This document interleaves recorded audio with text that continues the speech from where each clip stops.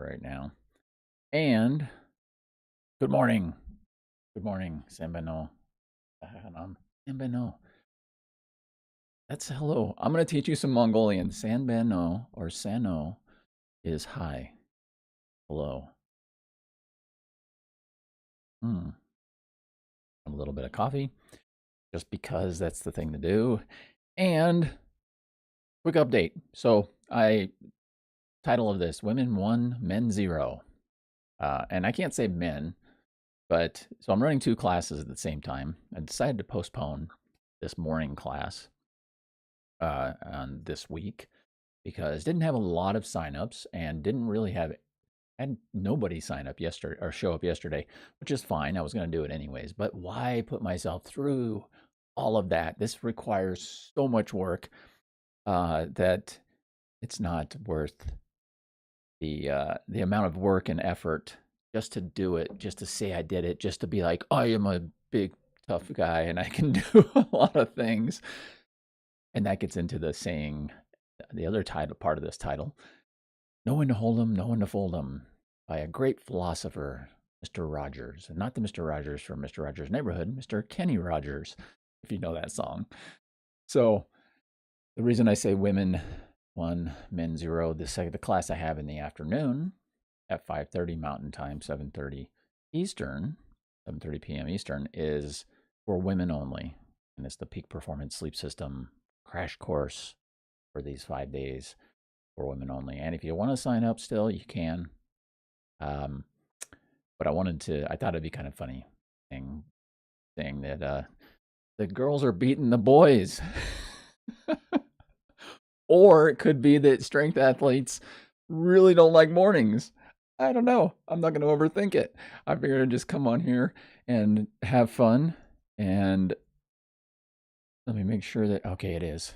Been having technological issues. And so I thought I'd come here and have fun and at least get on here and have one point for the day. And that is, like I said, no one to hold them, no one to fold them. No one, when you're doing anything that you're doing in your endeavors in life and the pursuits that you are trying to achieve, knowing when to sidestep, jump over things, go around things, go under things, go through things, or just stop.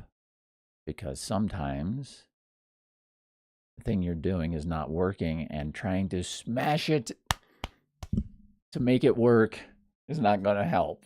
Or just doing it to do it because you want to prove a point or you have some whatever going on uh, is not useful a lot of times either. Because now I get to do this again. I love doing these little short ones. I'm going to modify my class next time too. My class is about an hour long for my sleep system. And I'm going to modify it, maybe add a couple extra days and make it like 20 minutes, 20 to 30 minutes, just like boom, boom, in and out, learn something new for the day, apply it. Then uh, it's not, doesn't take as long because our attention spans have gotten so much shorter. And I love when I can do a full class like that, but it's doing it short and sweet might be the way to do it. So going back to what I was saying before, though, is there anything that you're doing? This is the question I could have started with. The thing I love about this is I start learning that maybe I should practice this beforehand, or at least make some better notes. Because the question I have for you that I could have asked earlier in this is there something that you're doing right now that you need to not be doing? One, because, you know, maybe it's fun, but maybe it's not fun. And maybe it's something that you can use that time for better in another area.